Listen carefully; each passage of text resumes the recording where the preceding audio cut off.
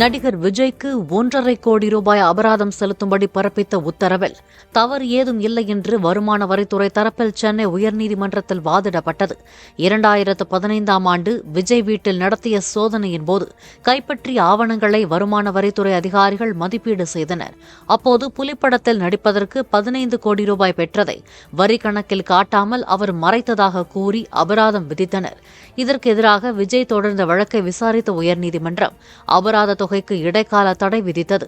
வழக்கு மீண்டும் விசாரணைக்கு வந்தபோது வாதிட்ட வருமான வரி தரப்பு வழக்கறிஞர் மேல்முறையீட்டு தீர்ப்பாயம் உத்தரவிட்ட பின்னரே அபராதம் விதிக்கப்பட்டதாக கூறினார். விஜய் தரப்பு பதிலளிக்க உத்தரவிட்ட நீதிபதி விசாரணையை வரும் 23ஆம் தேதிக்கு ஒத்திவைத்தார்.